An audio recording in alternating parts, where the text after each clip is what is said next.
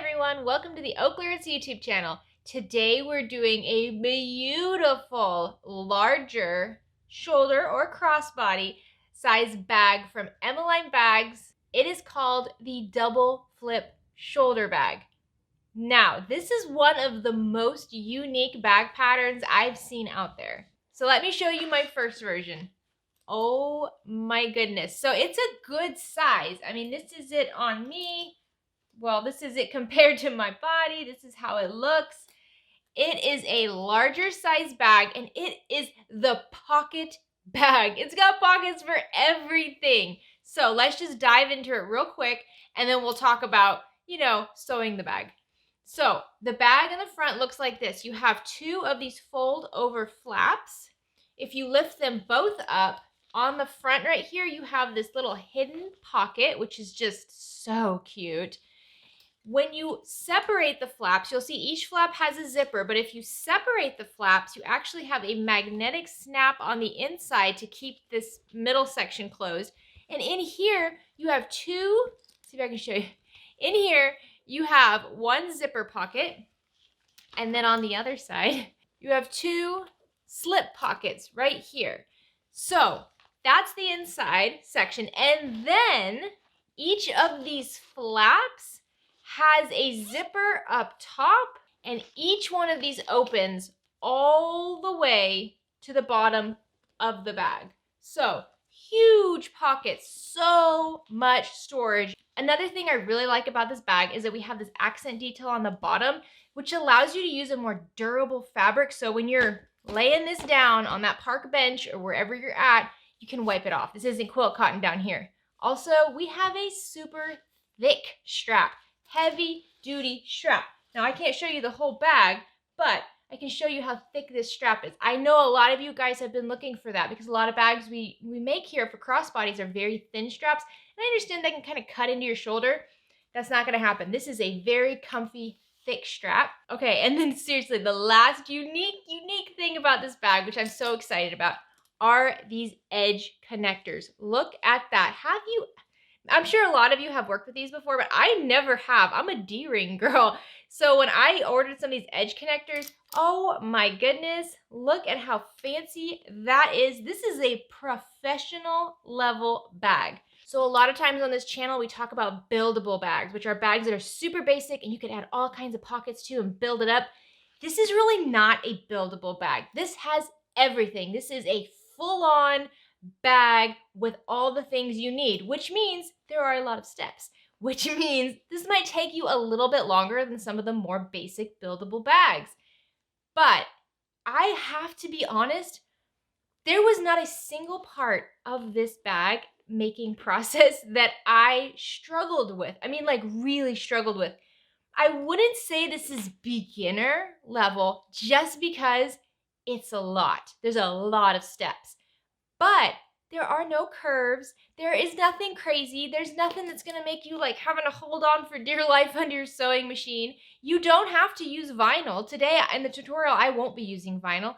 So this is a bag that I think a confident beginner, I know we always say that. We're trying to cover our bases with confident beginner.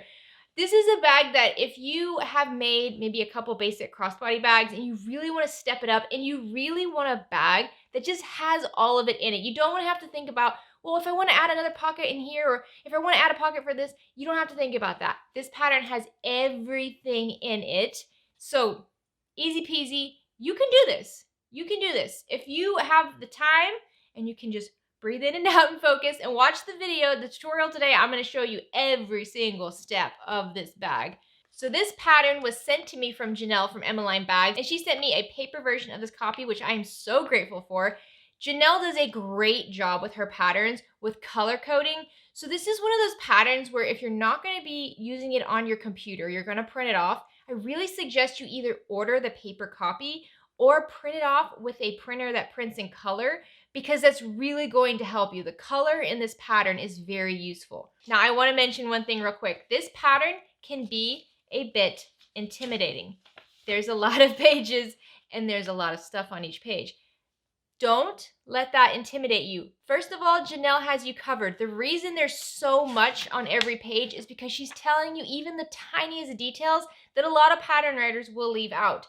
Also, it's very easy to follow. For example, the first page is a cut list, but so is the next one. This is just a different way to view the items you need to cut out. This is why I said print it in color. This has your exterior accent, your lining, your interfacing, your fusible fleece, all laid out just like that. Very, very easy to kind of check off as you go. All your pieces, keep yourself organized. In addition to the pattern, she also sent me this awesome hardware kit. This is something you can get on the Emmaline Bags website. So if you're not quite sure how you want to do this bag or find out all the pieces, you can just buy a hardware kit. And it has the strap connectors, the swivel hooks, and the slider for the strap. Very easy to use. These strap connectors come together so well. I was very surprised. I struggle with hardware like this with the screws and everything like that quite a bit. This was very, very easy to use. I highly recommend these strap connectors. Also, quick note, the pattern calls for fusible fleece as you're interfacing. I did not use fusible fleece. Instead, I used Pellon Decoville Light, and I really prefer that to fusible fleece.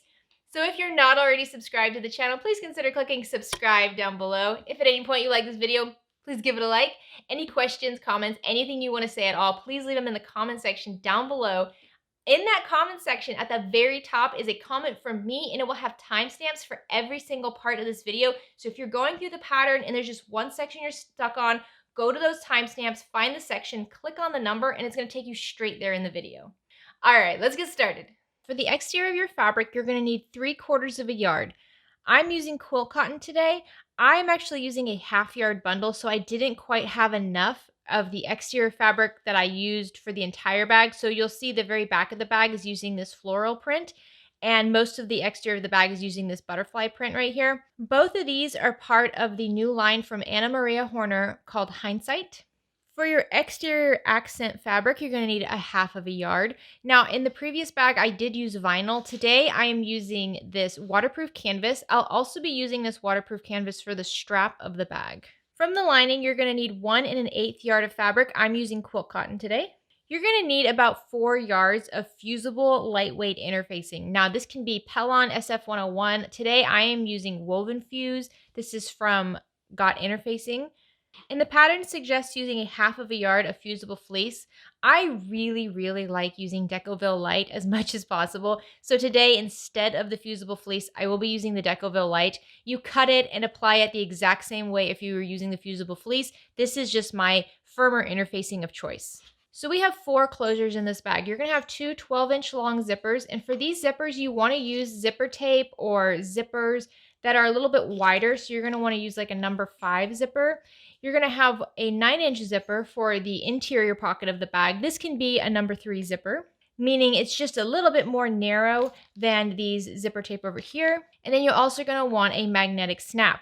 Now, the zipper tape I have here is from Sally Tomato. The zipper that I have in the center is from Zip It on Etsy. And these magnetic snaps are from Amazon. So we'll be using 1 1/2-inch hardware today. You're going to need 2 swivel hooks, 1 strap slider, and I will be using these edge connectors. All of this is from Emmaline Bags. Instead of the edge connectors, you could also use a couple of D-rings, and the pattern does show you how to apply those. My thread today will be this Gutermann thread, and my needle will be a Microtex 8012 needle. I'll be sewing on my Bernina 770 QE today. So here's all the other stuff we'll be using for the bag today. I always like to have some craft glue on hand, so this Beacon 3-in-1 is great. You can use this to help hold pieces together in the bag, and we will be using it to attach the edge connectors in the end. For marking the fabric, I like to have a white Clover chalk marker as well as an air drying Soline marker. I always like to have a seam ripper stiletto combo close by. I'll use this purple thing to turn out corners and pockets. I'm also going to be using this 1/4-inch double-sided Dritz wash away tape. And to help with installation of the edge connectors, I have a scrap piece of fusible fleece. This could also be a scrap piece of felt, just some sort of kind of softer, thicker fabric, a small eyeglass screwdriver, and this crazy hole punching tool. This just helps punch the holes in the bag for the edge connector, and it's much more affordable than a rivet press. And of course, a healthy supply of clips and pins will be used in this bag. So first we have exterior front pieces A and B. These will both be interfaced with your woven interfacing. So for me, that would be woven fuse. And then on the back, they will have their either fusible fleece or Decoville light. The fusible fleece has its own pattern pieces, so these will be cut at a smaller size than the panels. Pattern piece C is the back of the bag, and like I said, I didn't have enough of the fabric that I had chosen to do the entire bag, so this will be a contrasting fabric. This also has its own fusible fleece or Decoville light cut that you will apply to the back of the panel centered. In addition to those pattern pieces, you're going to have 2 exterior zipper flats and 2 zipper facings. These are both only interfaced with your lightweight interfacing. From your contrasting fabric, you're going to have the bottom accent D. Now, whenever you're cutting this out, make sure you cut 2 one way and then cut 2 reversible because we're going to be attaching them together. Each of these needs to be interfaced with the fusible fleece or the Decoville light.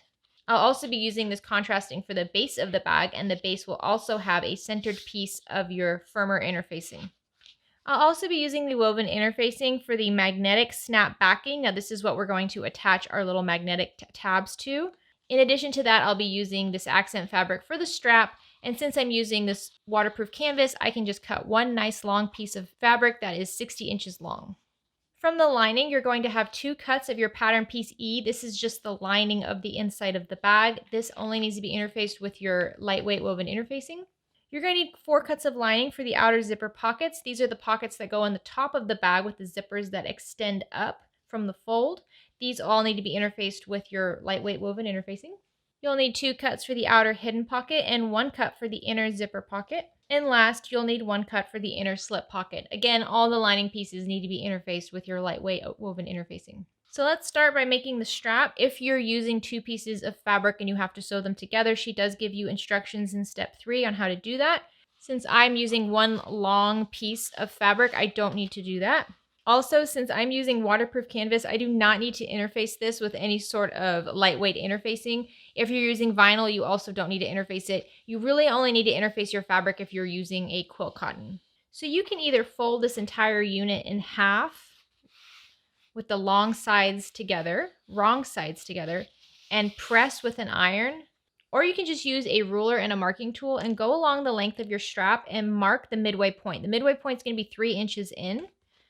So I'm just going to quickly go down the length of my strap and draw a line at 3 inches, which is the midpoint. Make sure you're marking this line on the wrong side of your fabric. Next, what we can do is fold down these shorter ends about 1/4 of an inch. You could also do 3/8 of an inch, just something that's comfortable. And we're going to give this just a very light press. If you're using waterproof canvas, make sure your iron does not touch this sticky backside of the waterproof canvas because it will melt. So I'm just going to run my iron along the very edge of the shorter side. And if it's helpful, you could also just add some clips here to hold that short edge in place. Go ahead and do the same on the opposite side. You can see I'm not measuring this 1/4 inch right here. This is not something that needs to be very precise. If a 1/4 inch seems too skinny to you, then just up it to 3/8 of an inch or even 1/2 of an inch. Now what we're going to do is we're going to fold the raw edges up to meet that midpoint line that we drew on there. And then we'll just press this with our iron. To help with the edges, you can go ahead and include both sides to your clips, just like that, to hold it in place. And then just work your way down your strap, making sure your iron doesn't get onto the sticky part of the canvas. If you're using vinyl or you don't want to use your iron with your waterproof canvas, you can just press this with your fingers and add a couple clips along the way to hold it down. This doesn't need to be terribly flat right here. If you're using quilt cotton, definitely use an iron to press this down. But some of these thicker, firmer fabrics are easier to work with just your fingers and some clips. Once you have one side done, just go ahead and do the same with the other side. So I like to fold down those ends first and just readjust my clips to hold both sides. Once you have both sides folded in, we're just going to fold the whole thing in half. So if you're using clips, you can just go ahead and add each of the edges to your clips that are already there. If you're using an iron, you can just press this with your iron in half. For your ends, if you have a whole lot of clips here, you can just remove a couple of them. This just allows us to have a strap with no raw edges, which makes applying the hardware much easier. And we don't have that big bulk that we have to sew over in the end. Now we're going to take this to the sewing machine and sew around this entire strap, the short ends and both of the long ends, at 1/8 of an inch seam allowance.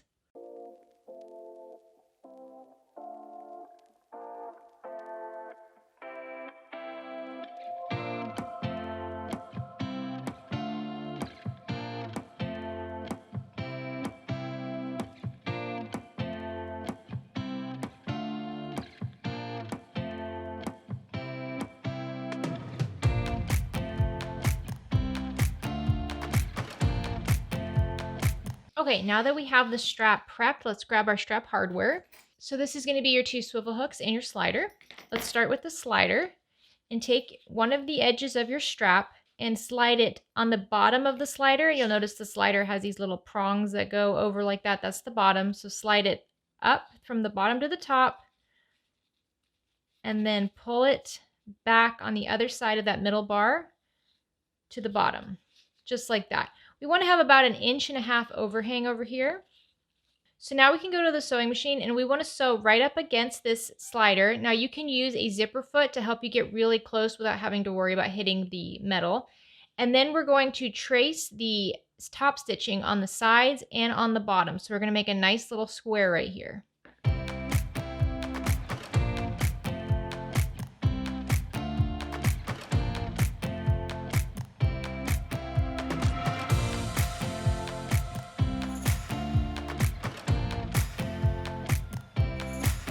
Once you have your slider on, what you want to do is turn your strap so that it's wrong side up. And by wrong side, you're going to have that fold over part from your slider on the top.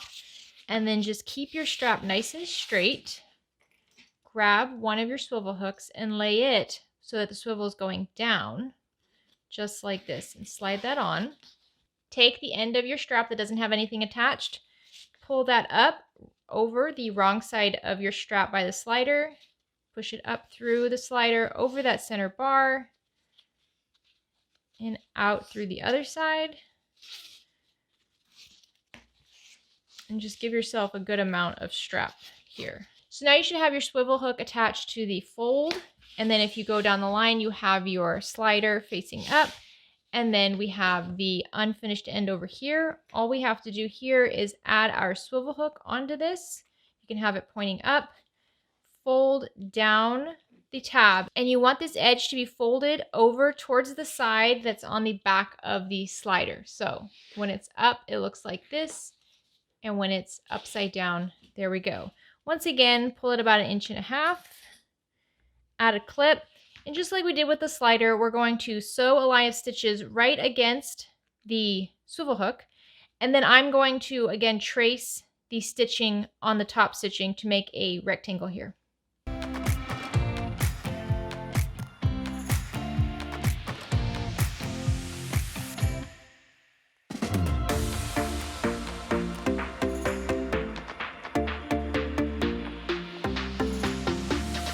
All right, there we go. Now your strap is done. If you're using D-rings, at this point, you're going to want to make your strap anchors. The instructions for that is on page 5. You can go ahead and take your strap and put it to the side. So now we're going to work on constructing our lining pieces. So the first thing we're going to make is the inner slip pocket. So grab your inner slip pocket piece and fold it right sides together in half. Go ahead and grab some clips or pins and just pin around all 3 raw edges, just like that. Grab your marking tool and measure out a 3-inch opening on the longest raw edge. Now we're going to go to the sewing machine and we're going to sew along these clipped edges at a 1/4 inch seam allowance. Make sure you leave this opening between your marks open. So we're going to be turning the pocket out through this opening. Backstitch well at your marks.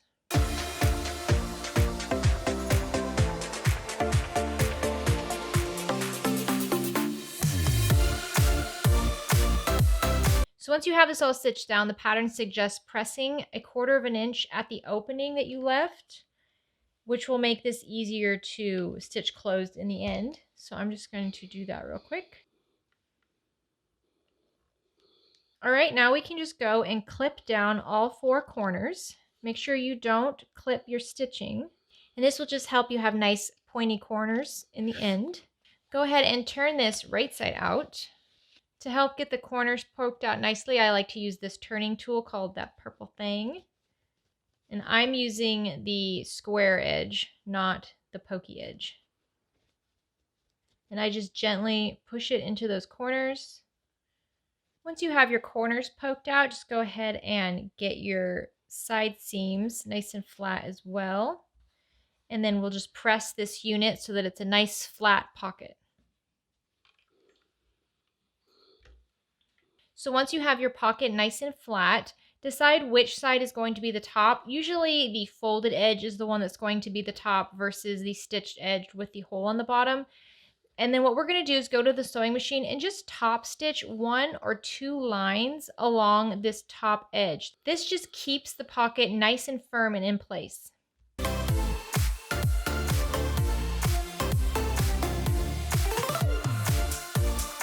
All right, once you have the top stitching done, go ahead and grab one of your pattern piece E's. So this is the lining of the bag. And what you first want to do is find the center of the top of this lining. So an easy way to do that is to just fold it with the sides together. And then a very, very tiny, like 1/8 of an inch clip on that corner where the middle is. And now you can see you have this great little arrow right here showing you where the midpoint is. For our pocket, I'm going to fold it in half with the shorter edges together. And I'm going to grab a pin and just place a pin right in that midpoint, just like that.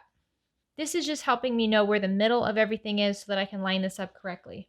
So now what I like to do is line up my ruler, and I'm using a 6" by 12" ruler. I'm going to line up the 6" mark along that center clipping on my lining, and then go up to the measurement stated in the pattern and run that along the top of my lining panel. This just allows me to make sure everything is nice and straight, and I'm working with the middle of the lining. Now all I have to do is take my pocket piece, make sure my pin is matched up to the 6" mark right here, and then just push it up against my ruler. And now I have a pocket that is straight and centered. If you're using quilt cotton here, you can just grab some pins and pin your pocket to your lining panel. You can remove your pin that you used for your center mark. Now, if you have a preference on how this pocket works, you can go ahead and change this, but I'm going to be following the pattern, so I'm just going to go to the midpoint mark on my lining. And now what we're going to do is mark a line going down the center of our pocket. You're going to want to use chalk here because this will erase the easiest. So I'm just going to follow my ruler and make a midpoint line. And now we can go to the sewing machine, and along the vertical edge and the bottom edge, we're going to stitch at an 1/8 of an inch seam allowance all the way around. We're also going to sew over this marked line in the middle. Make sure you backstitch well at the beginning and the ends of all of your stitches here. You don't want these coming undone when you're using your pocket.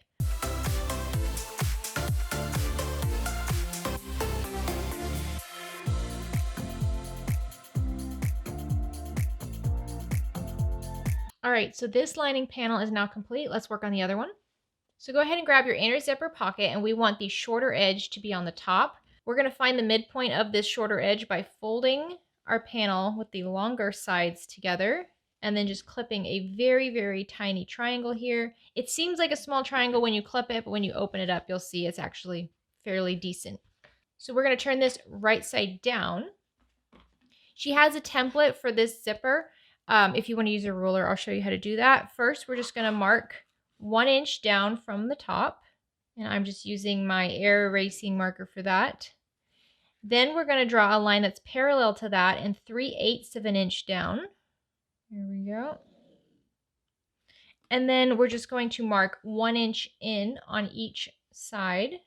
And then what you can do is just mark a midpoint line. Now this is going to be between 1/8 and 1/4 inch. So I just line up my drawn line so that it's between those two tick marks, the 1/8 and 2/8 tick marks. And then just draw a line going down the center. And then you can measure in 3/8 of an inch from these vertical lines, or you can just kind of eyeball this and draw your triangles. just like that. So you should have a rectangle with a line going down through the center and these triangles pointing in towards the middle of your rectangle. Grab your lining panel and lay it right side up. You're going to also want to find the midpoint of this lining panel if you haven't done so already. So just once again, fold these together so that we can find the midpoint on the top. And again, just a tiny clip. We're going to measure this down 2 inches. So take your ruler, and I like to line up my 6-inch mark on my 6x12 ruler with that midpoint clip, and then just line up the 2-inch mark along the top of the lining panel. Now grab the pocket that you were drawing on, and we're going to lay that right side down. Your midpoint mark should line up with your 6-inch mark on your ruler if you're using the 6x12 ruler like I am. We're just trying to make sure everything stays straight and centered, and this is the best way to do that. Line up that top edge with the base of your ruler, and then you can just grab some pins. Just kind of pin all around. Don't pin too close to your rectangle. That way you don't have to move any pins when you're sewing. Just pin around it to hold it all in place. Okay, now we can go to the sewing machine, and we're going to sew around this inner rectangle only. Don't worry about your triangles or that midpoint line.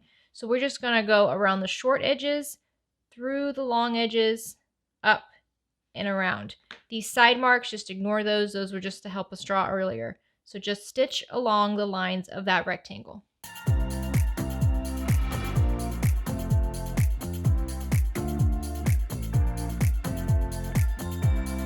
Once you have that rectangle stitched down, go ahead and remove your pins. Now what we want to do is we want to cut that center line and these angled edges. So ignore the center lines that are inside your triangles. We want to just cut along these angled edges and that center line. To do this, it's easiest if you grab a seam ripper and then just rip along that center line just a little bit to get started. Then grab your scissors and cut along that center line all the way until you get to the tip of your triangle. Once there, go ahead and follow the angles of the triangle, and you're going to get right as close as you possibly can to your stitches without cutting the thread. And then go ahead and do the same on the other side. Now we're going to push this pocket panel through that opening so that it's wrong side of pocket against wrong side of lining. And then do the same with the top flap and the sides of that pocket panel. And just work on one piece at a time here. So I like to pull it all through as best I can, and then I just work on the shorter side first and just kind of tug at those corners. If you clip nice and close to your stitching, you should have these nice corners here with no rippling or puckering. And once I have part of this nice and flat, I'll grab my iron and then just press along that part to hold it in place. And what I'll do is I'll just go along the entire edge of this rectangle doing that, just working on a little bit at a time. It's easiest to do it this way rather than trying to get the whole thing flat with your fingers and then press it. Once I have the shorter edge done, then I'll go work on the bottom of the pocket. And what you want to do is press this really well so that you have a nice rectangle here. If you don't push up against that seam quite right, you're going to have kind of an odd shaped rectangle that might be too wide for your zipper. All right, so now you have the hole in your pocket ready for the zipper. So grab your 9-inch zipper. So I'm going to add my double-sided tape first. You can see that my zipper is longer than 9 inches. It's always good to work with a zipper that's a little bit longer. And then I'm just going to run my double-sided tape right along the outer edge of my zipper. Try to keep it as far away from the zipper teeth as you can. I'm going to do this on both sides of my zipper. You could also use glue here instead of this double-sided tape. All right, once I have that laid out, I'll go ahead and remove the paper from it. So take your zipper and lay it right side up on your sewing table. Grab your lining panel and then just center that rectangle that you made over your zipper. And you can move it around until the zipper teeth are nice and straight, running along the center. And just press it down. Now you can see that my zipper pull is outside of the rectangle. So what I'll do is once I get this nice and straight, then I'll lift up my lining and pull that zipper pull into my rectangle. There we go. And then I like to keep it nice and closed, just like that. So now we're going to go to the sewing machine and we're going to sew along the edge of this rectangle at 1/8 of an inch seam allowance. You want to make sure that you're getting the zipper tape in your stitches. When you get to the zipper pull, just go ahead and move it out of the way.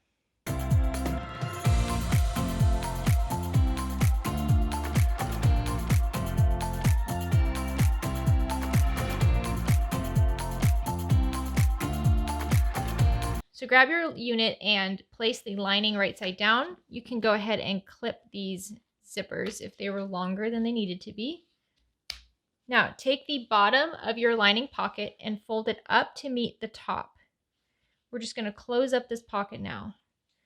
Go ahead and pin or clip along all of the edges. So now we're going to sew along these 3 clipped edges at a 3/8 inch seam allowance. Don't sew through your lining panel. You're only sewing through the pocket. So it might be easier at the sewing machine to have it lining side up and then just fold it out of the way while you're sewing your pocket.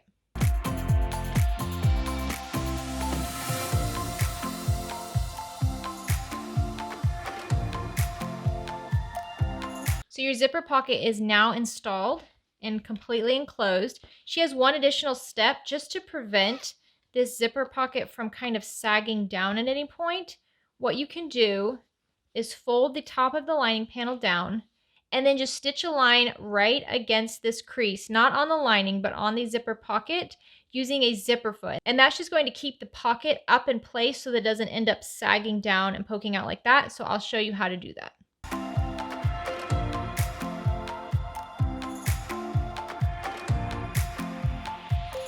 Okay, go ahead and take this lining panel and put it to the side. Now we're going to work on our magnetic snaps. So you're going to need your magnetic snap backing pieces and your magnetic snap. So take your magnetic backing piece and fold it short edges together, right sides together. You can just clip these like this. Do the same for the other. Now let's take these to the sewing machine and we're just going to sew along these 2 clipped edges at a 1/4 inch seam allowance. Make sure you leave the short open edge open.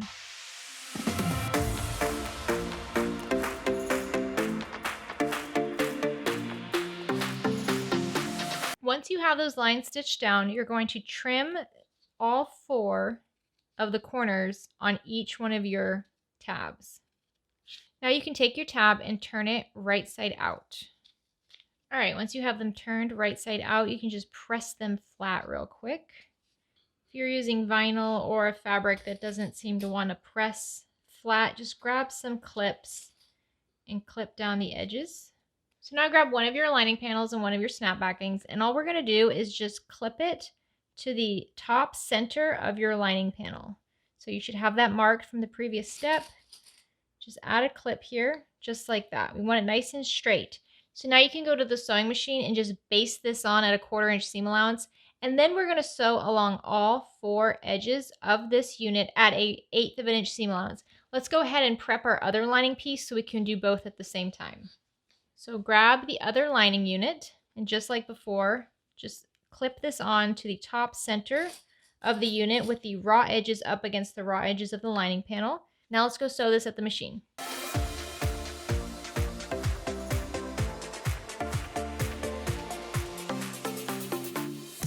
Now that you have these tabs on here, we can go ahead and install our magnetic snaps. So starting with one of the lining pieces, grab one of the washers from your magnetic snap and just center it on that tab. And then I just mark a couple of lines in the vertical lines on the washer. And then grab your seam ripper and just rip right along those lines. Try not to make it bigger than that. It's better to be a little bit too small than too big. Take one end of your magnetic snap and insert it into those slits. And then you can just cover that with the washer and pull the prongs down. Now you'll want to grab a piece of felt or fusible fleece, just something small and kind of fluffy. And then grab your glue, and we're just going to glue this piece over that magnetic snap. This will just prevent the metal from rubbing against your bag and ripping any parts of the exterior of the bag. And this dries pretty quickly, so by the time we use this again, this should be good to go. Go ahead and set that to the side, and let's do the same thing with the other lining panel.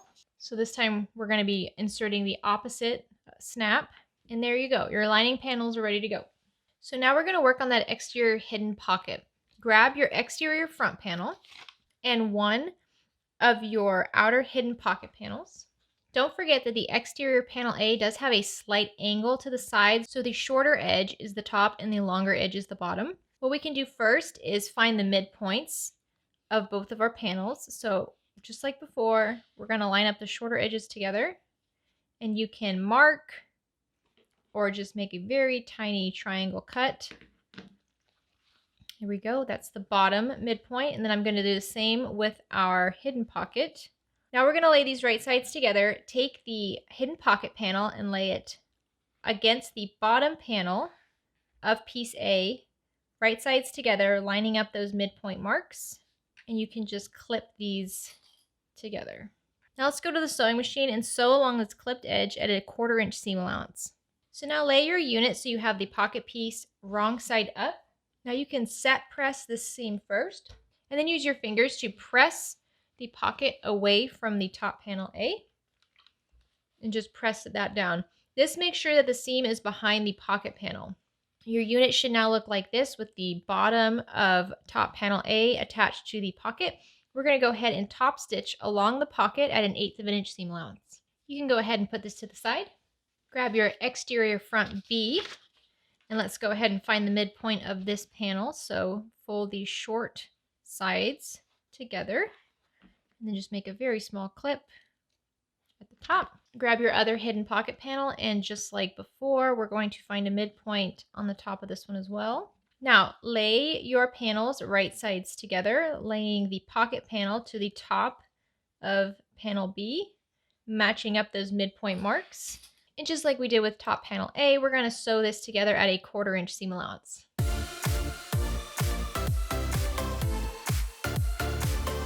Your panel B pocket should now look like this. Go ahead and fold this so that the wrong side is up. So now what we're going to do is fold down the pocket and the top edge of panel B 1/2 of an inch. So take the whole unit and just fold it down just like this. Now you can press this with an iron, or you can just use some clips. Since this is a pretty skinny piece of fabric, clips are probably going to hold it down most efficiently. So now what we're going to do is we're going to top stitch along this folded edge at an 1/8 of an inch seam allowance.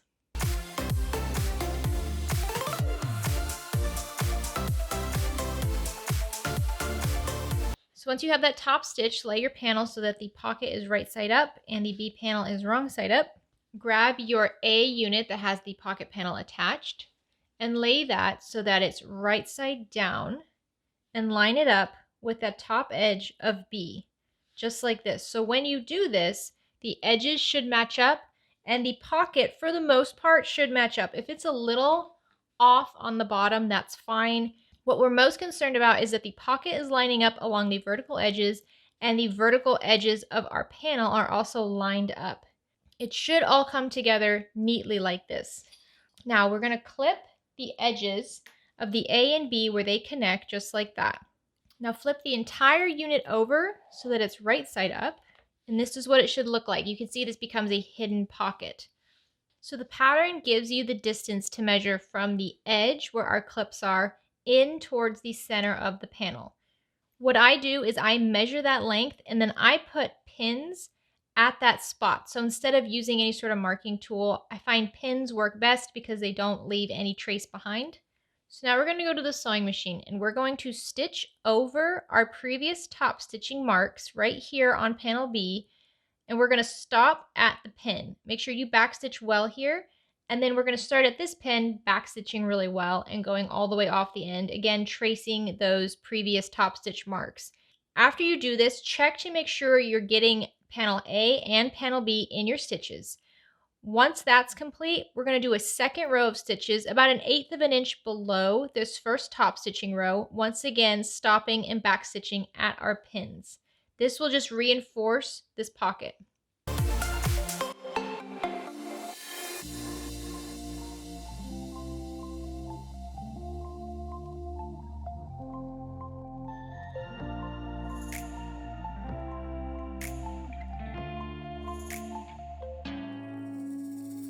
So this is actually a really cute little pocket. You can see now you have this like little secret slip pocket right here.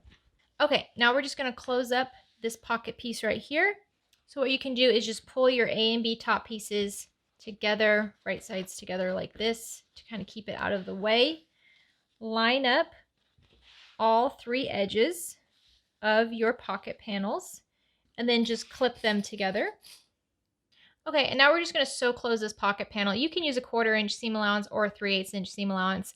She suggests starting from the very bottom in the center and working your way out to the side and up along both sections. So instead of doing it all in one fell swoop, we'll do it in 2. This makes it easier to sew right here up against the panel pieces because this is such a big lump here. If you're sewing towards it, it's easier to get very close there. So we're just going to do this for both sides.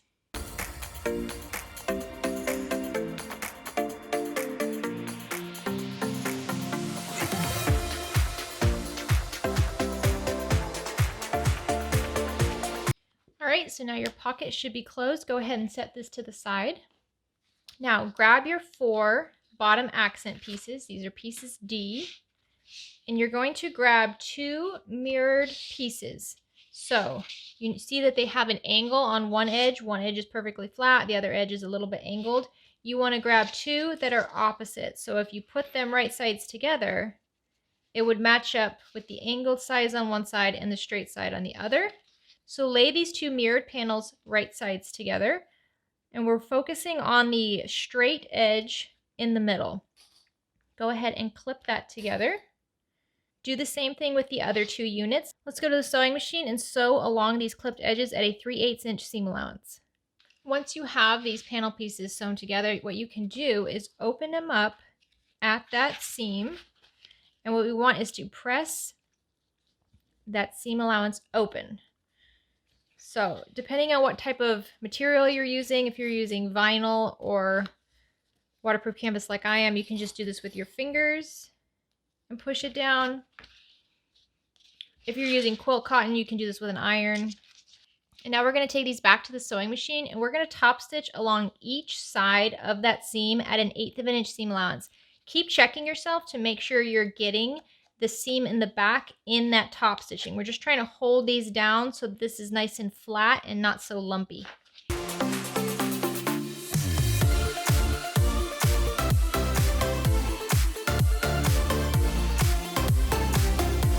So your bottom panel should now look like this with the center seams top stitched.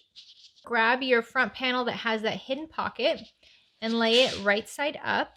And grab one of your bottom accent pieces with the shorter side up top and lay it right side down so that the shorter edge of the top of the accent panel is along the bottom edge of your front panel, just like this.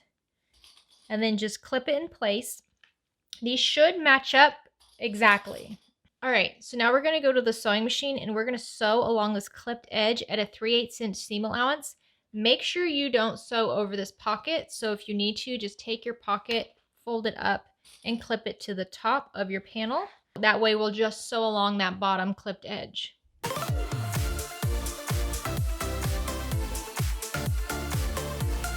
Once you have this sewn on, we're going to go ahead and press down that bottom panel away from the top panel, and you want the seam to be underneath your bottom accent panel. So depending on what type of material you're using, this can be difficult or pretty simple. So due to the type of material I'm using on the bottom here and the quilt cotton on top, I'm actually going to let this seam stay behind the top panel instead of pressing it behind the bottom panel. That's going to allow my top to lay a lot flatter and not be so bumpy. Now this just depends on the type of material you're using, but in situations like this, you can decide which area the seam's going to lie behind. You just need to make sure you also top stitch that side. So when I'm top stitching, instead of top stitching on the bottom accent panel, I'm actually going to top stitch on the front panel at an 1/8 of an inch from this seam.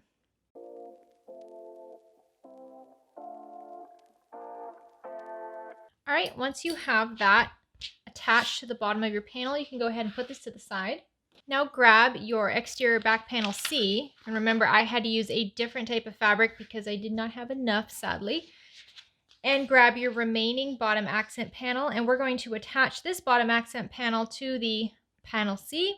So once again, we're going to lay them right sides together so that the shorter edge of your bottom accent panel is going against the bottom edge of panel C. And then just clip these together. And then we'll go and sew along this edge at a 3/8 inch seam allowance. So since I pressed this seam behind the top panel on the other side, I'm going to do the same thing here. So I can just lift up this bottom accent and push it up against that top panel. So on the front, this is what it looks like. And you can press this with an iron if you want to. Now I'm just going to top stitch along the top panel at an 1/8 of an inch seam allowance. Alright, so now both of the exterior panels look like this. If you have a bag label, for example, I do, now's a great time to attach it. So she suggests putting it on the bottom accent piece, so that's what I'm going to do. I'm just going to have it very close to that top piece.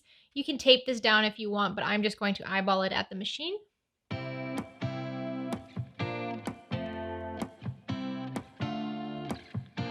So now we're going to make the zipper pockets that go on the top of the bag. So first thing you want to do is take your 2 zipper facings and lay them down wrong sides up. And just like we did previously, we're going to mark rectangles on here for our zippers. So you want to mark a line that's 1 inch down. And then a second line that's 3/8 of an inch below that one. You can fold your facing together so that we can find the midpoint on the back. And then we want this opening to be 10.5 inches wide.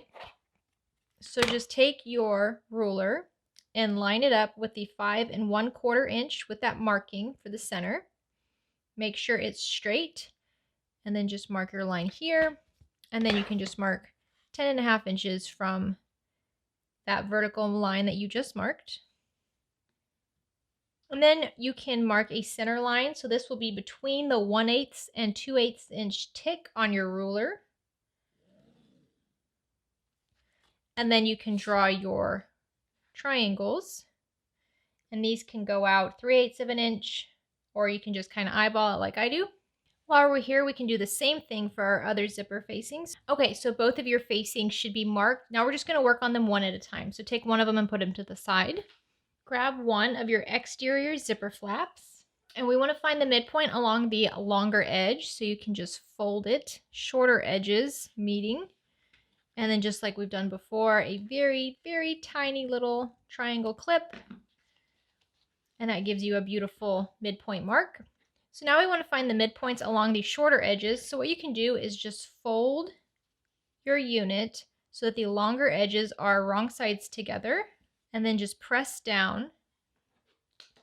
You can grab a marking tool and just make sure you're marking on the right side of the fabric in the seam. So don't mark out too far. If you have a longer ruler, this is going to be helpful here. So grab your ruler and line up the bottom edge of it with those marks that you just made. And it should line up with the vertical lines as well. And the goal is to get this unit centered using those marks. So what you can actually do is lift up your ruler, slide this in underneath the ruler, and the bottom edge should line up with that middle mark on your rectangle. And then each edge of the zipper facing should be 1/2 of an inch away from the vertical edges on your unit. So what I do is I just kind of manipulate it a little bit. So now you can see that the bottom edge of my long ruler runs from each of the midpoint marks on my lining panel, and it also runs right along that center mark on our zipper facing. The zipper facing is 1/2 of an inch in from each side of the exterior panel. Now you can remove the ruler, grab some pins, and then just pin this facing in place. Try not to pin too close to your rectangle so that you don't have to move these pins when you're sewing. So now we can go to the sewing machine and just sew along this line of the outer rectangle.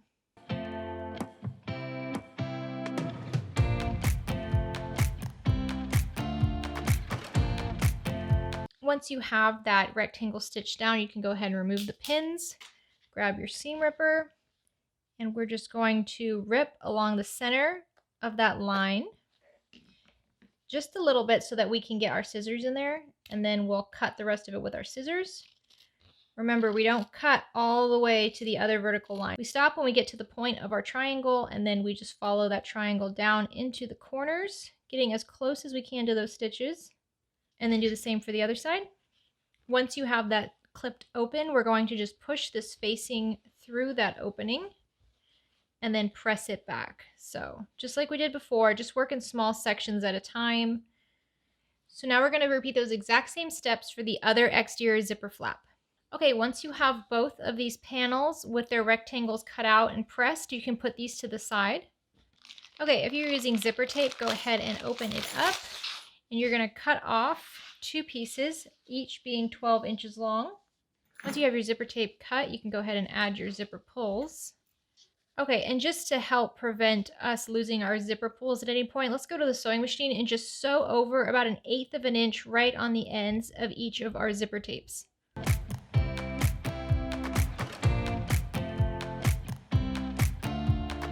So your zippers should be all prepped and ready to be used.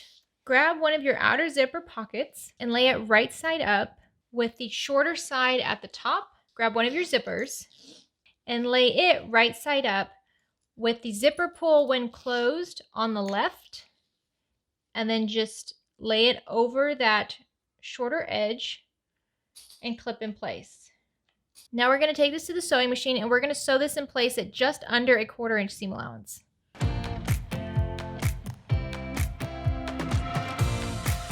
Once you have your zipper attached, lay your panel with the zipper right side down. Fold up your lining panel and away from your zipper, just like this. Now you can press this with your iron, and we're going to go back to the sewing machine and we're going to top stitch at 1/8 of an inch seam allowance along this edge.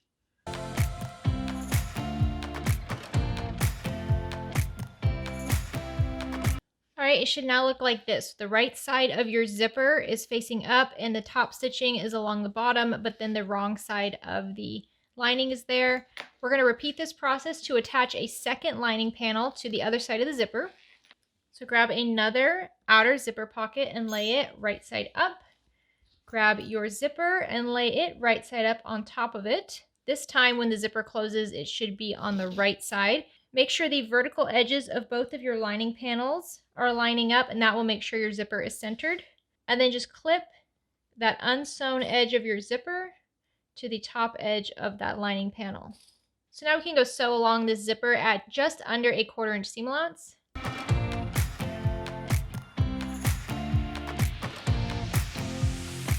Once you have it attached to the zipper, once again fold it so that your lining panel that you just sewed is wrong side up, and then press it up and away from the zipper. What we want is for this seam between the zipper and that lining panel to fold behind the lining panel. So you may need to use an iron here. And now we'll go back to the sewing machine and just top stitch along this edge at 1/8 of an inch seam allowance. Okay, so this is where you should be. When you have your lining panels right side up, the zipper should be wrong side up. But when you flip it over and you have the zipper right side up, you should have the wrong sides of the lining panel. So lay your unit wrong side up, grab one of your exterior zip flaps, and what we want to do is lay this over that zipper. So to help with this step, grab your double-sided tape and then just line it along the very edge of your zipper tape all the way down. Do this on both sides. Go ahead and remove the paper backing. And now all we have to do is center this over our zipper. So the lining panel should be fairly centered underneath the exterior top. So you can just eyeball this to make sure it's the same on both sides. And what I do is I just start at the end that does not have the zipper pull, and I just adjust my exterior panel to cover my zipper and keep my zipper as straight as possible. On the edge where the zipper pull is, pull it all the way to close it, and make sure it's inside that rectangle, and that will help you keep everything straight. All right, once you're happy with it, It should be stuck in place with that tape. We're going to go to the sewing machine and we're going to sew along this rectangle at 1/8 of an inch seam allowance.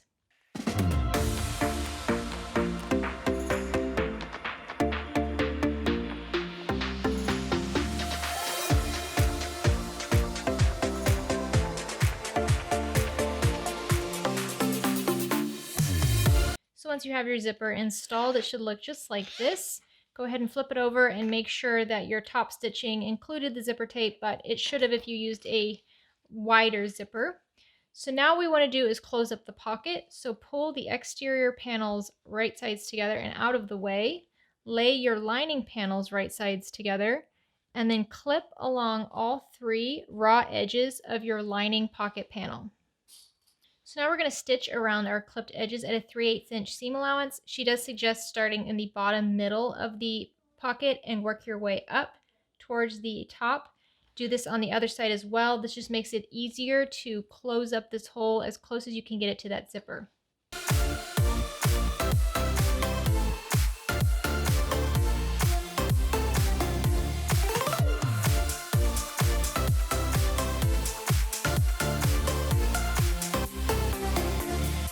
So once you have the pocket completely closed, this is what it should look like. You open up your zipper and it's completely enclosed. You can go ahead and trim down any excess zipper tape you have over here. So using your remaining exterior zipper flap, your zipper, and your 2 zipper pockets, you're going to repeat that exact same step and create a second zipper pocket. So now you should have both of your top zipper pockets ready to go. The next step is measuring and marking the midpoints of these exterior panels for our zipper pockets. So just fold them together and you can once again clip or mark with a pen to get those midpoints. Once you have the midpoints of each of your exterior top panels marked, if you're using a directional fabric, you're going to want to draw with some sort of a pen in the seam allowance a T for the top of the directional print. This will come into play later in the bag. I do not have a directional preference for my fabric, so I'm not going to do that. But if you do have a directional print, make sure you mark a T next to that midpoint mark on the top of the direction. So grab one of your units and pull up the exterior panel right sides together, lining up those midpoint marks, and then clipping along the sides. All right, once you have this all clipped, grab your ruler and you want to just mark 3/8 of an inch down on the side of these exterior top panels on the wrong side from those top corners. You're going to do this for the other side as well. Let's go ahead and do this with the other panel as well. Now we're going to take this to the sewing machine and we're going to sew along these shorter edges. Make sure you start and stop at these marked points right here, back stitching really well as you go.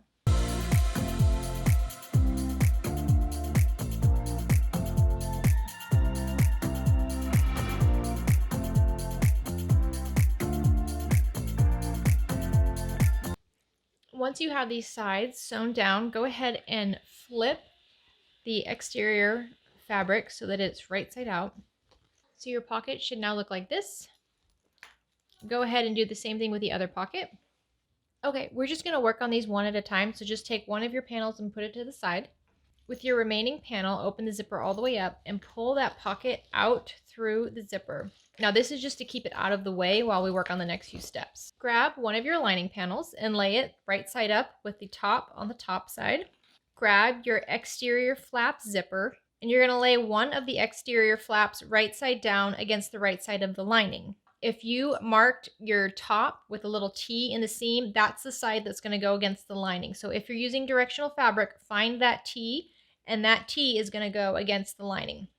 And your lining should already be marked with midpoint. So take the midpoint from your zipper flap and line that up with the midpoint of your lining. And then just clip together. And then clip along this entire edge. You'll notice that your flap is shorter than your lining. That's okay. Remember, we left 3/8 of an inch unstitched up here. So we're just going to go as far as we can. All right, so you see we only pinned one side of the zipper flap. The other side stays out of the way. So now we're going to go to the sewing machine and we're going to sew along this clipped edge at a 3/8 inch seam allowance. You're going to start and stop right before this seam. So we don't want to stitch down the seam in any way. So just move it to the side, start and stop. Make sure you backstitch well all the way across the pinned edge to the other side, again, not catching that seam in your stitches. Be aware of where the other side of the zipper flap is and keep it out of the way, as well as the pocket. We're only sewing these two pieces of fabric right here.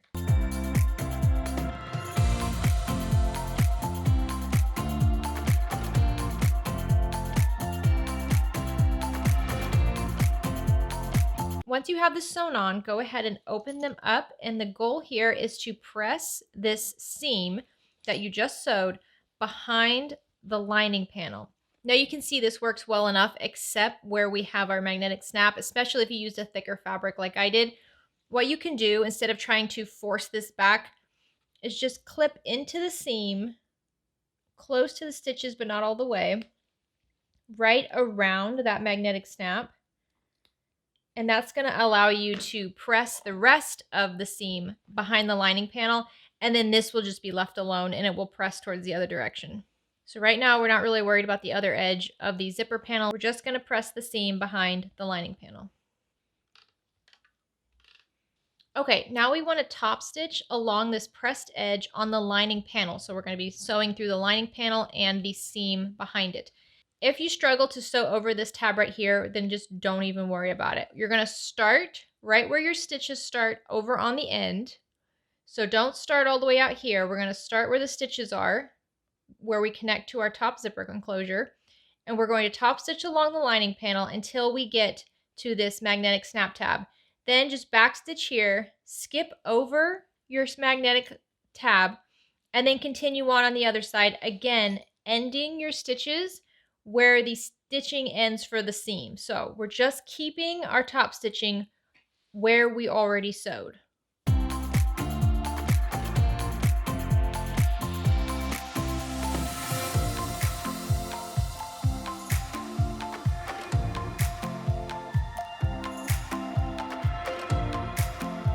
So after you have this top stitch, just go ahead and put this to the side for a second. Grab your exterior front panel that has that little hidden pocket in it and lay it right side up.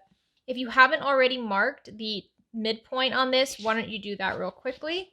Okay, so with your front panel laying right side up, grab this big unit that we're working with. Remember, this is the lining pocket. Don't even worry about it. Just ignore that. And what you want is the edge of the exterior zipper panel that has not been stitched yet. So this is the side we just worked on. This is the unstitched edge. Take that unstitched edge and lay it right side down and line up your midpoint marks with the front panel and that top zipper panel. And then we'll just clip together along this edge. We're going to attach this the same way we did with the lining. So just like before, we're going to go to the sewing machine and we're going to sew along this clipped edge at a 3/8 inch seam allowance. Make sure you keep this other side out of the way. Make sure you also don't stitch over this seam right here. We're just going to start and stop right underneath it all the way along the edge.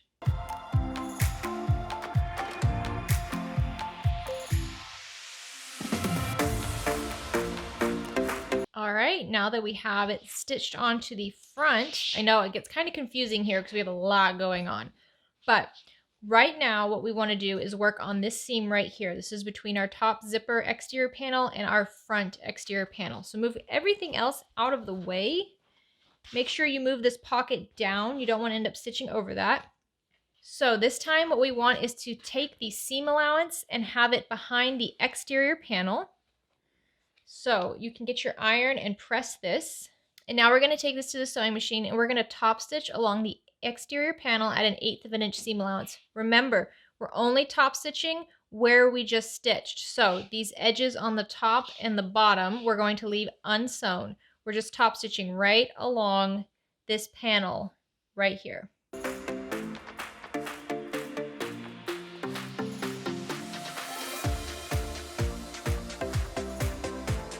Okay, you should now have the exterior top stitched and the lining should be top stitched.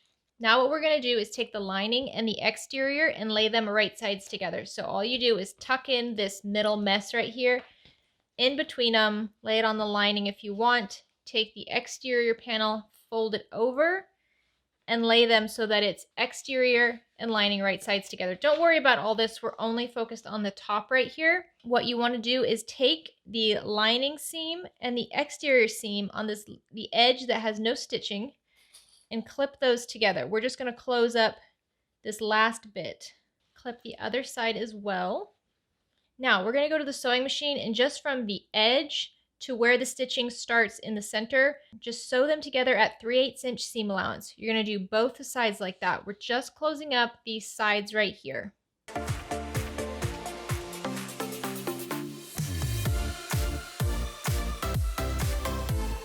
Okay, the top edge should now be completely closed, so when you pull the lining and the exterior panel wrong sides together, the top should be nice and closed, just like that. You might want to give it a good press if you find your lining is kind of rolling up on you.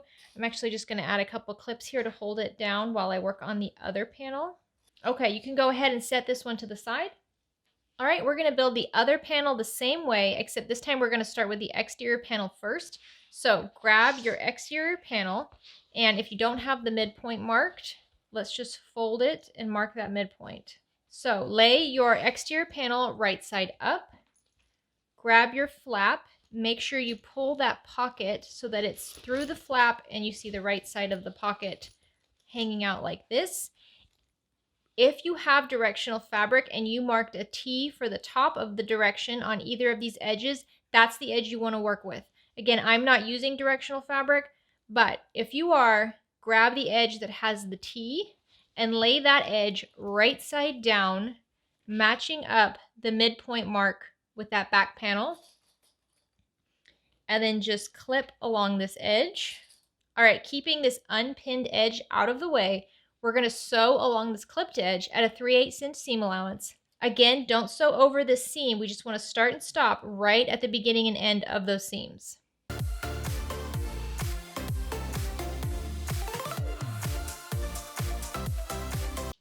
So once you have that side stitched on, we're going to press the seam allowance so that it's behind the exterior panel. So once you have the seams pressed behind the exterior panel, we're going to go and top stitch on the exterior panel at 1/8 of an inch seam allowance. Remember, we're only top stitching between the connection between the back panel and this top flap. Leave this other end unstitched.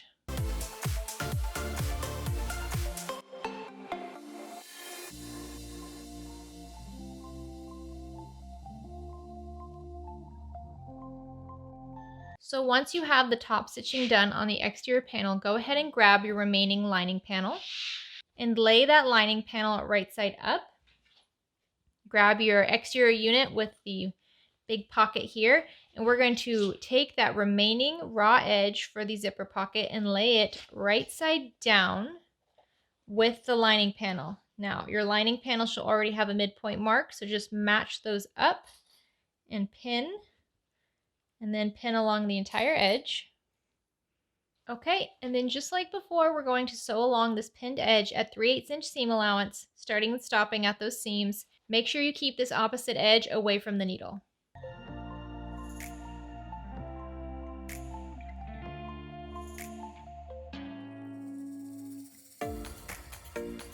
All right, once you've attached it to the lining, we're going to do the same thing that we've been doing. We want to press this seam behind the lining panel.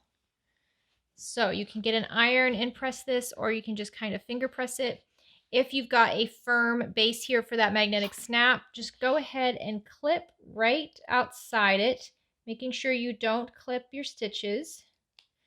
And then we just won't worry about pressing this firm part behind the lining. We'll just let that go where it needs to go.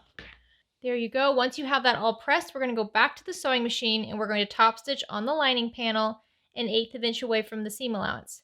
I'm not going to top stitch over this middle section right here, so I'm just going to start at the top where my connection to my top flap is, top stitch along here, stop by the tab, make sure I back stitch both places, and then start again on the other side of the tab and continue down until I get to the end of my flap.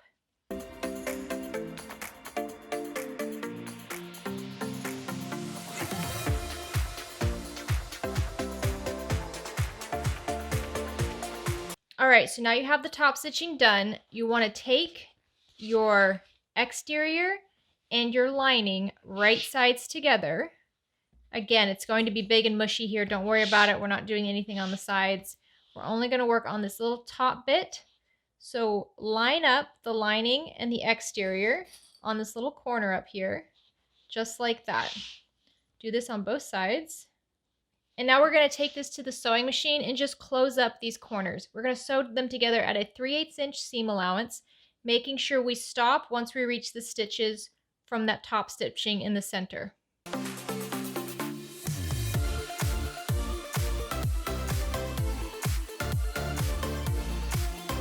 And there we go. We're getting close to being done. Once again, if you find that these edges are kind of rolling up on themselves, you can press this, or you can grab a couple clips to just kind of hold it.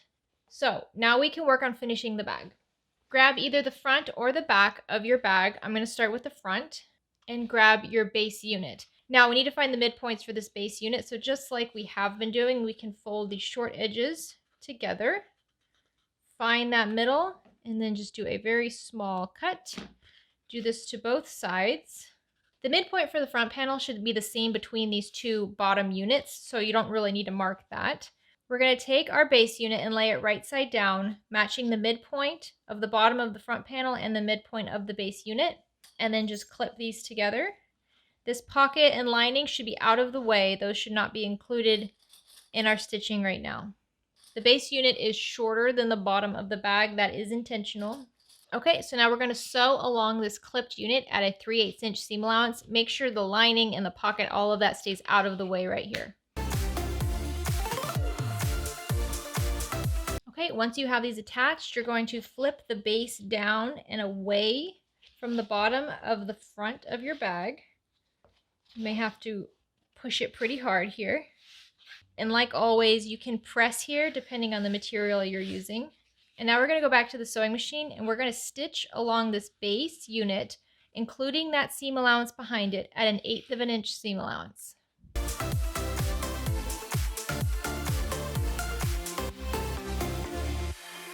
Alright, so this is what it should look like with one base attached. We're going to go ahead and attach this base to the back of the bag now. So take the back or opposite side, whichever one you started with, and lay it right side up. Take your unit that has the base attached and we're going to lay it right side down and just line up that midpoint mark on your base with that seam between your accent pieces, which is the midpoint of your other side of your bag, and clip these together. All right, let's sew along this clipped edge at a 3/8 inch seam allowance.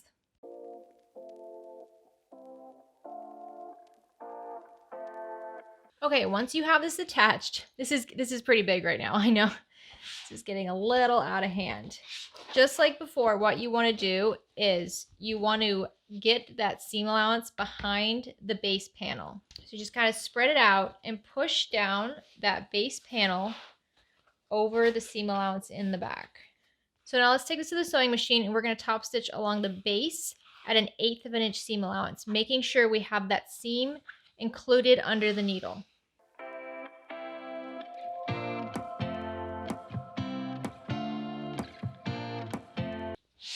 Okay, so if you lay it all flat right side up, you can't even see it in the shot, can you? This is kind of what it looks like. I still have my pockets tucked out just to keep them out of the way. Take both of your lining panels and pull them right sides together. So see those little box corners? We want all of this right side together. So pull that up and then pull your exterior panels so that they are also right sides together. So you can line up those bottom accents just like this, and you see you have another boxed corner down here. So what we want to do is just start clipping or pinning along these edges. Try to match up where your accent pieces line up. So once you have your exterior sides pinned, let's work on the lining sides as well. So just line up those boxed corners. And right now we're just working on the sides of the bag, not the bottom. Okay, so now we're going to go along both of these sides, exterior and lining, and sew them together at a 3/8 inch seam allowance.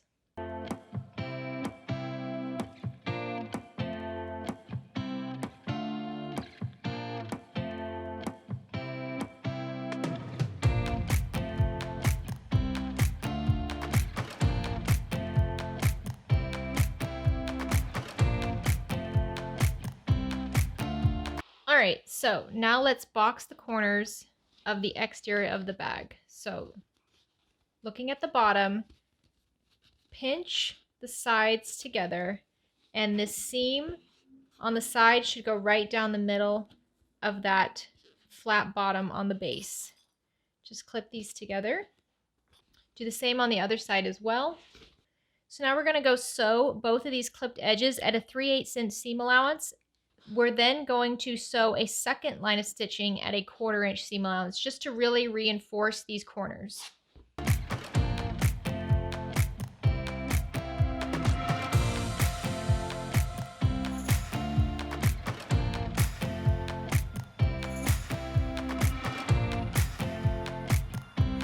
Once you have that double stitched on the box corners, you can just kind of trim down this just a little bit.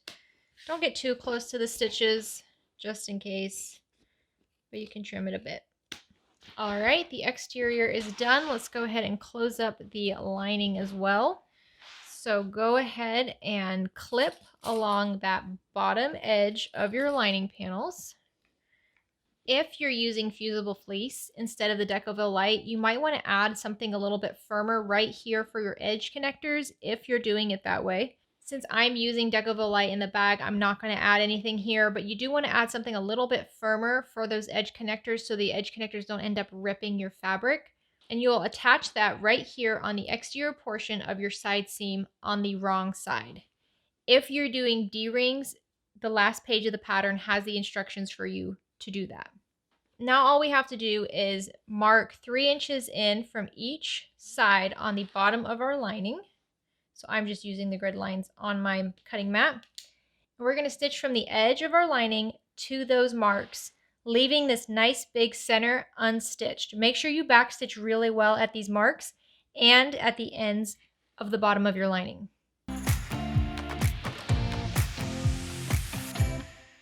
All right, once you've stitched the bottom, we're going to go ahead and box these corners. So all you have to do is pull on the corners of your fabric and line up those seams. And I just nest them and then just clip along that opening. Go ahead and do the same with the other box corner. Now we'll take this back to the sewing machine and just sew along these clipped edges at 3/8 inch seam allowance.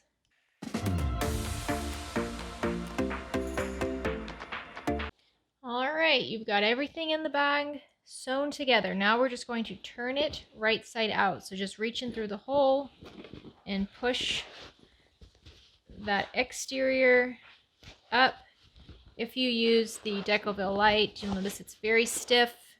Don't fret about trying to keep it flat. It's going to get crinkled. We're going to press it all and steam it out in the end, so don't worry about it. Once you have it all right side out, you can put your hand through that hole and push out the corners on the bottom of the exterior. Now you can take your lining pockets that you might have still had pulled out from the top and tuck those in. All right, so now you should still have the lining for the entire bag sticking out. Let's poke out these corners and then we'll sew this opening closed. So what you can do is just kind of pull on it with your fingers and roll down those raw edges. This doesn't have to be perfect. It's all the way on the bottom of the bag and not noticeable. All right, now let's go sew along this clipped edge at an 1/8 of an inch seam allowance. Once you have the bottom of the lining sewn, you can go ahead and push this lining into the center of the bag.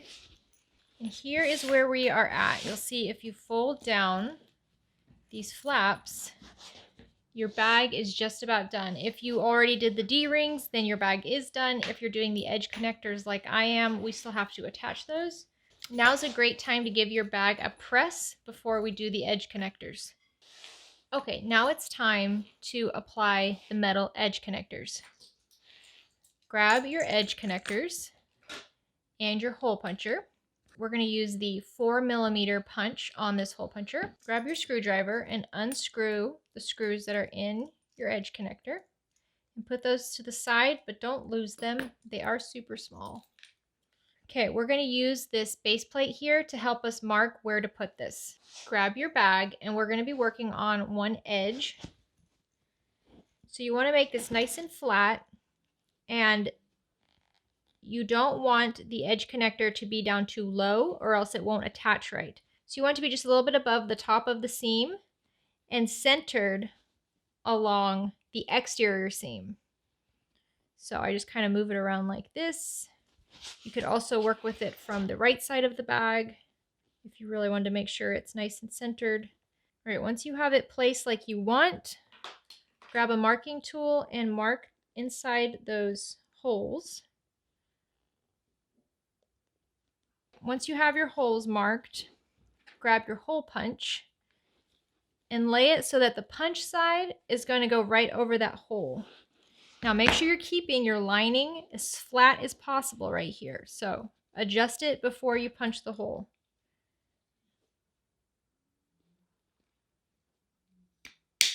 Just push down and it punches it right out. Do the same with the other mark that you made. So now take your edge connector and it should be able to fit right in those holes just like that. Test it out, grab the back of your edge connector and lay it all down. If you're happy with it, before you screw them together, grab some glue.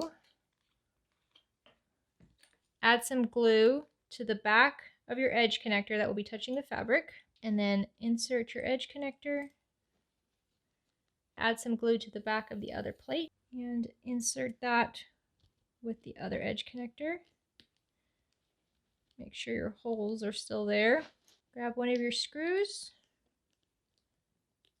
and insert it in the hole, and then just use your small screwdriver to screw it in place. There you go. Grab the second screw, do the same thing. As long as this is lined up with those holes you punched, you should be fine. All right, now tighten those screws really well.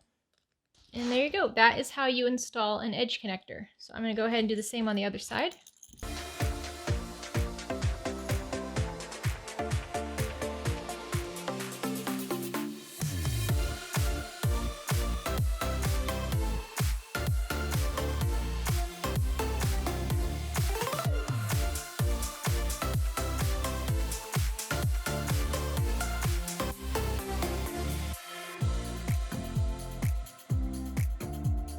Once you have your edge connectors attached, you are done with the bag. All you have to do is attach your strap, and that's it. This is a beautiful, beautiful bag.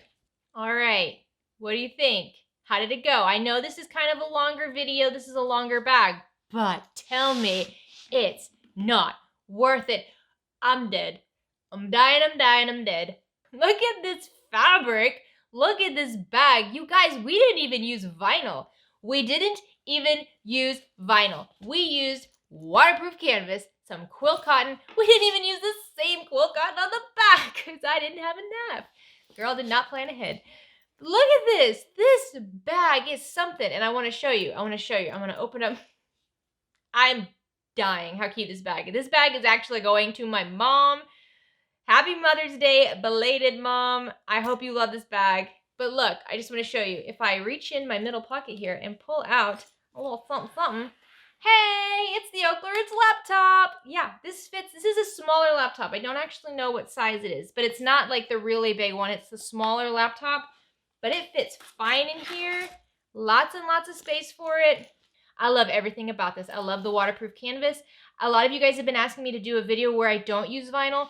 Most of the time, the reason I show vinyl is because vinyl is harder to work with. So I just kind of want to show you, like, this is what it's like dealing with the harder stuff. But you don't have to use vinyl. I wouldn't use quilt cotton on the bottom because this is a bag that's going to be used. So it's going to be put on tables and things. Waterproof canvas is a great, great alternative to the vinyl. And it looks so good. I mean, if you use a crazy fun print in your bag like I did, use a solid, like on the bottom. You don't need to add more Vivam to the bottom. This bag is loud enough. Am I right? Oh my goodness.